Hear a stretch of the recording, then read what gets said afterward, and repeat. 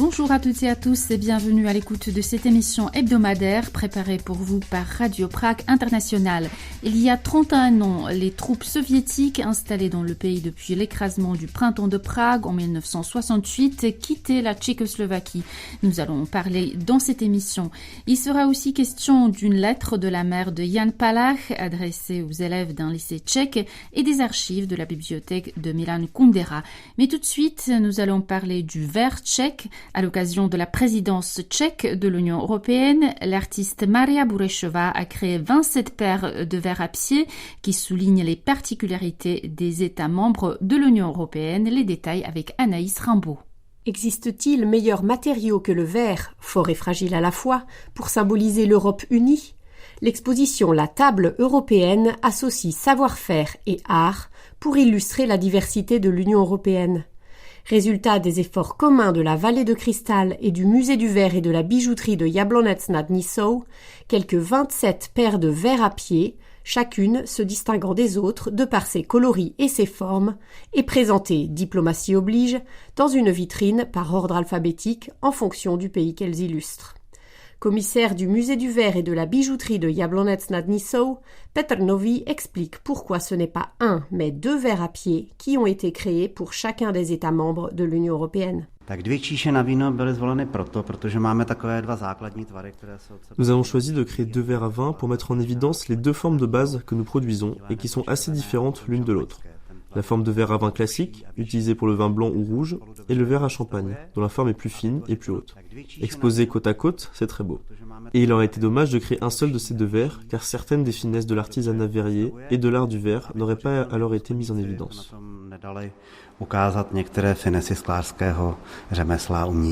Des finesses dont la région n'est pas peu fière. Rappelons que l'histoire du verre en Bohême remonte à la seconde moitié du XVIIe siècle. La clarté, la brillance et la dureté de ce qui était appelé cristal de Bohême le rendaient particulièrement adapté à la gravure et à la découpe. Tant et si bien que, dans la première moitié du XVIIIe siècle, les pays tchèques sont devenus le plus important exportateur de verre au monde. À l'heure actuelle, les ateliers et usines de verrerie sont toujours très nombreux en Bohême du Nord, où les acteurs de la production du verre se sont rassemblés sous l'étiquette Vallée de Cristal. Le projet qui a abouti à l'exposition La Table européenne visait également à mettre en valeur la richesse unique en la matière de la région. Petr Nový en rappelle la genèse. Ce projet a vu le jour à l'automne 2020, lorsque l'artiste Maria Burešová m'a envoyé des croquis de coupes qui symbolisaient différents pays européens. Dessinés, c'était sa façon à elle de faire face au confinement lié à la pandémie de Covid-19. Ces croquis m'ont plu, et nous avons donc décidé de réaliser tous les pays de l'Union européenne. Pour la table européenne, nous souhaitions que la production soit concentrée dans la vallée de Cristal. Et nous y sommes parvenus. Les 7 fabricants de verre qui ont participé au projet sont tous établis dans la vallée de Cristal. C'était d'ailleurs l'une des idées derrière ce projet. Montrer à l'Union européenne et au reste du monde la concentration d'articles de qualité sur un territoire aussi petit que la Bohême du Nord. La concentration de verriers dans la région est unique en Europe et dans le monde.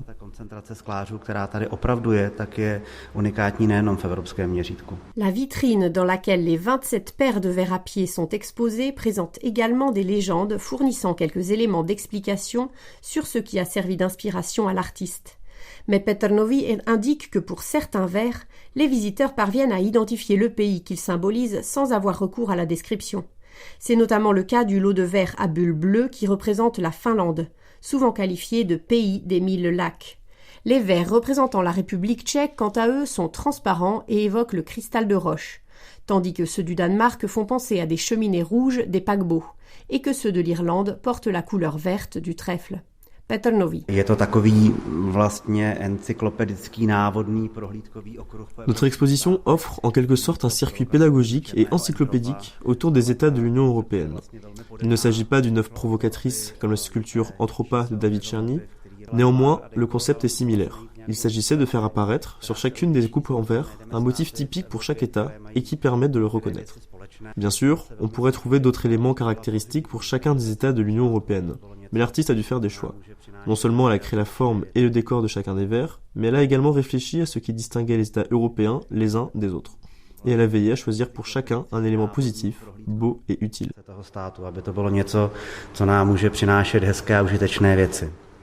Des choix clairement moins polémiques que ceux faits par l'artiste David Černý à l'occasion de la présidence tchèque de l'Union européenne en 2009.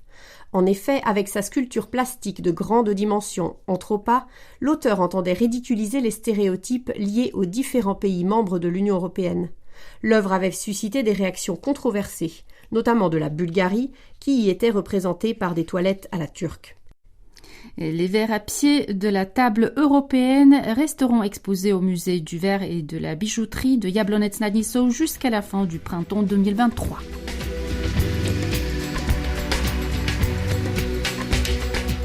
On passe à l'histoire. Pour la première fois cette année, le 25 juin a été célébré en République tchèque comme une journée du souvenir, commémorant le départ des troupes soviétiques de l'ancienne Tchécoslovaquie après la révolution de velours et plus généralement la fin de toutes les occupations militaires du territoire tchèque. Il y a 31 ans, le 27 juin 1991, le dernier membre de l'armée soviétique, le général Eduard Vorobyov, quittait le pays.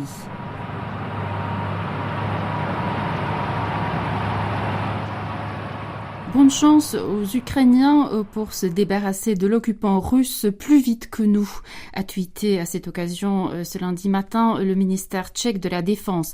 Le 25 juin 1991, le protocole sur l'achèvement du retrait des troupes soviétiques du territoire tchécoslovaque a en effet été signé.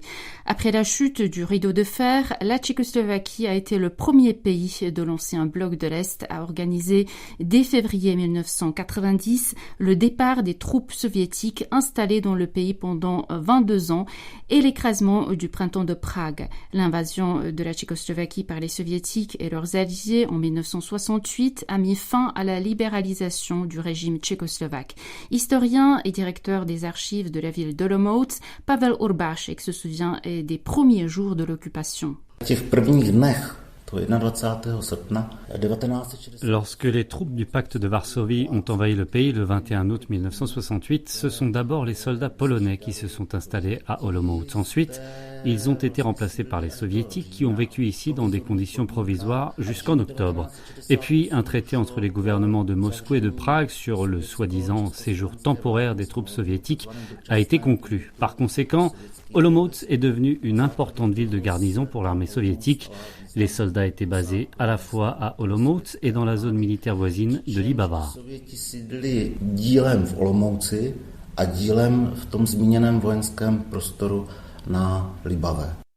Appréciée pour sa position stratégique au cœur de l'ancienne Tchécoslovaquie, la ville morave était également un important nœud ferroviaire.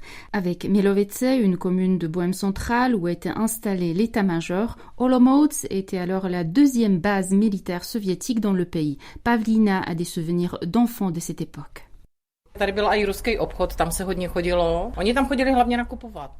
Il y avait un commerce russe à Olomouc. Les soldats russes y faisaient leurs courses, mais les Tchèques pouvaient y aller eux aussi. Je pense que ce magasin était mieux approvisionné que les commerces tchèques de l'époque. On y vendait des produits tchèques et russes aussi. Des sucreries par exemple.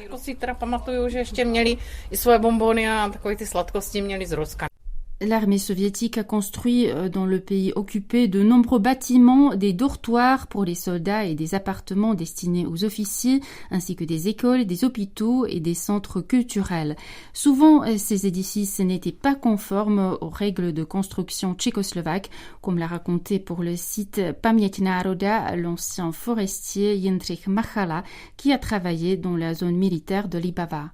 Il s'agissait de bâtiments construits sans permis. Ils n'avaient pas d'isolation et ils étaient connectés à l'électricité sans se soucier de savoir si le réseau électrique pouvait le supporter. C'était un développement complètement chaotique, sans parler des réservoirs d'essence et de pétrole souterrains près des zones d'habitation. Les fuites de pétrole étaient une chose courante. Après le départ des soldats, l'exploitation des bâtiments abandonnés a posé un énorme problème aux municipalités. À Olomouc, Jitka habite depuis 20 ans dans un appartement qui appartenait à un officier russe. On m'a donné cet appartement, mais à condition que je le répare à mes frais. Heureusement, le mien était bien entretenu, mais d'autres étaient terriblement dévastés. La cohabitation des Tchèques et des Soviétiques était évidemment problématique, Pavel Urbášek.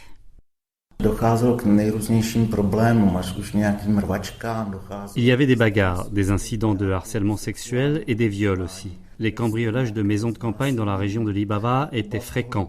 Un soldat d'Olomouc a même été accusé de meurtre d'une femme et de ses enfants. C'était l'incident le plus grave à l'échelle nationale. Je me souviens que pendant la révolution de novembre 89, les habitants d'Olomouc souhaitaient 3 choses. 1, que le Parti communiste quitte le pouvoir. 2, qu'on organise des élections libres. Et 3, que les soldats russes partent. Quand même, ils étaient plus de 70 000 dans toute la Tchécoslovaquie.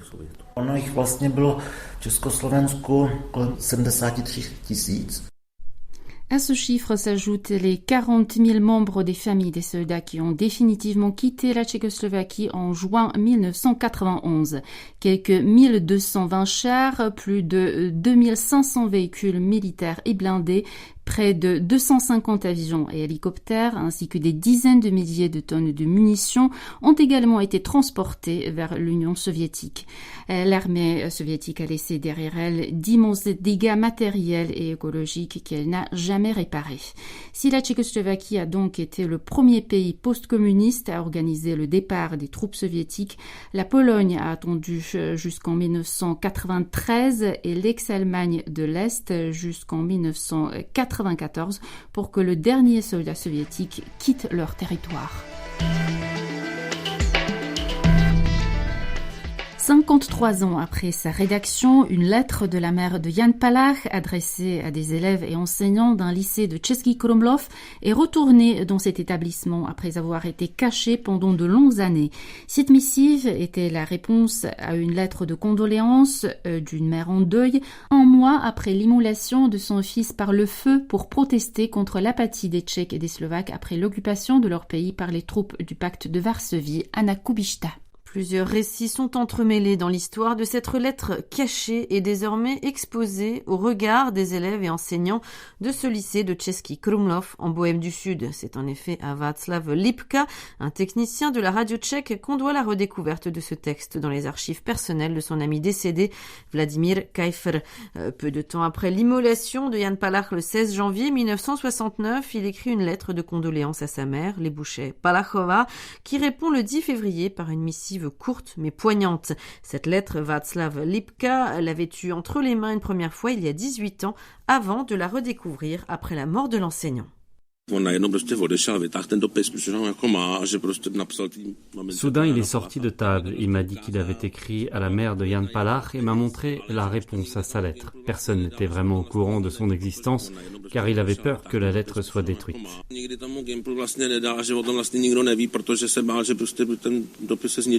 Vladimír Kajfer a enseigné au lycée de Český Krumlov dans les années 1960 et 1970. Chez ses anciens élèves, il a laissé le souvenir d'un professeur ouvert d'esprit qui les laissait exprimer librement leurs propres opinions. Un libéralisme qui le distingue et le fait être remarqué par les autorités communistes normalisées. En 1970, il fait l'objet d'un rapport d'évaluation qui note que ses idées influencent les jeunes gens auxquels il enseigne, empêchant, je cite, la consolidation du parti et de la société. En bref, cet enseignant soutenant le printemps de Prague n'est pas rentré dans le rang. Il est donc renvoyé de l'école peu de temps après. Dans ce contexte de chasse aux sorcières, Vladimír Kajfer décide de cacher la lettre de la mère de Jan Palach dans un placard de sa maison pendant près de 40 ans. C'est finalement à sa mort qu'elle est retrouvée par le technicien de la radio tchèque avant d'être authentifiée par l'historien du totalitarisme Petr Blažek. Cette lettre est quelque chose de très précieux. Il faut rappeler que Jan Palach s'est immolé par le feu moins de 5 mois après l'occupation d'août 68. Il a utilisé cette forme de protestation principalement pour secouer le cœur des gens, pour leur montrer que certaines choses sont si fondamentales dans l'existence qu'il était prêt à sacrifier sa vie. L'immolation de Jan Palach en haut de la place Venceslas a eu un retentissement international, à défaut d'avoir empêché le processus de normalisation de se poursuivre en Tchécoslovaquie. Malgré la douleur d'avoir perdu un fils, sa mère a tenu à répondre à de nombreux courriers de condoléances affluant d'un peu partout. Petr Blažek. Les réactions ont été énormes. La mère de Jan Palach a ensuite correspondu avec un certain nombre de personnes qui avaient été touchées d'une manière ou d'une autre par ce sacrifice. Ces gens s'efforçaient de la consoler avec un mot gentil. Je pense que ça l'a touchée beaucoup parce que c'était la preuve pour elle que la mort de son fils n'avait pas été vaine. De cette lettre, on déduit que le professeur de lycée envisageait de donner le nom de son fils à un foyer d'étudiants, projet qui, 53 ans plus tard, devrait être bientôt chose faite, comme le précise la directrice actuelle du lycée, Hanna Bušková. Je suis très heureuse que deux choses se mettent en place. Le fait que nous ayons l'espoir de pouvoir construire bientôt ce nouveau foyer pour jeunes et une nouvelle cantine. Maintenant que nous avons reçu la lettre, nous pouvons espérer tenir la promesse faite à Madame Pallach. C'est important pour moi. Je crois que vous vous battrez pour la cause pour laquelle mon fils a sacrifié sa vie, pour la vérité et la liberté.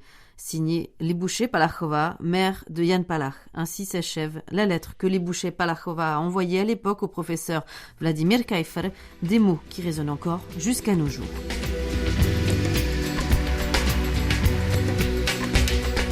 Une partie des archives de la bibliothèque de Milan Kundera est arrivée la semaine dernière à Brno. La décision de transférer les écrits de Kundera de Paris vers sa ville natale a été prise il y a 2 ans. Les détails avec Alexis Rosenzweig.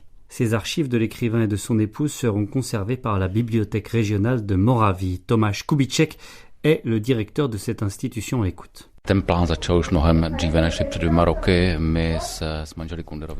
projet de transférer les archives personnelles remonte à plus de 2 ans. Je connais depuis longtemps Vera Kunderova et il y a 3 ans, nous avons préparé une exposition pour la Tchéquie, puis pour le salon du livre de Leipzig, et à cette occasion, le couple Kundera m'a fait part de son souhait de transférer livres et documents à Brno pour un moment opportun.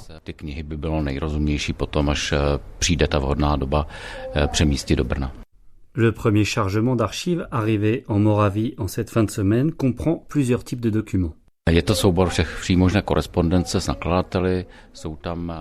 s'agit d'un ensemble de la correspondance avec ses éditeurs, de photographies, de prix littéraires qu'il a reçus pendant 70 ans et d'autres belles archives selon moi. Il y a notamment le prix de Jérusalem, parmi les dizaines de prix qu'il a reçus et qui montrent que Kundera est apprécié dans le monde entier, et jusqu'à aujourd'hui, avec un prix encore reçu il y a 2 ans. Ces archives du couple Kundera sont multimédia, avec également des archives audiovisuelles de Věra Kunderová, notamment du temps où elle travaillait pour la radio et pour la télévision tchécoslovaque. Maintenant, nous allons devoir pendant environ 1 année faire un travail de classement de ces archives, pour faire en sorte que les chercheurs puissent y avoir accès sous forme numérique. Věra Kunderová a déjà fait elle-même un premier travail de classement, mais nous devons encore archiver de manière à donner un accès au public. Il y a une partie de ces archives qui sera disponible en ligne, et une partie qui devra être consultée sur place dans notre bibliothèque.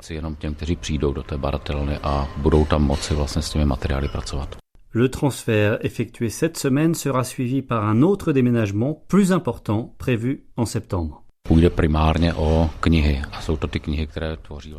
Ça sera un chargement constitué principalement de livres, notamment d'exemplaires d'auteurs reçus par Kundera. Environ 5000 publications qui vont être archivées dans une bibliothèque à l'intérieur de notre bibliothèque. Les livres y seront entreposés, ainsi que par exemple les prix littéraires. Si tout se passe comme prévu, sa bibliothèque, Milan Kundera, pourra être ouverte d'ici la fin de l'année.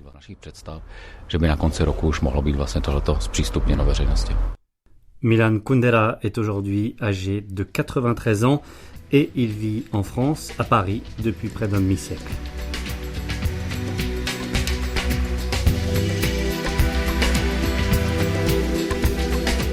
C'est ainsi que s'achève cette émission préparée par l'équipe de la rédaction française de Radio Prague International. Elle vous a été présentée par Magdalena Hrozinkova avec Dagmar Hlídková à la réalisation. L'information tchèque en français, ça continue sur français.radio.cz et sur les réseaux sociaux. Merci de votre attention et à très bientôt de nouveau à l'écoute. Naslyšenou.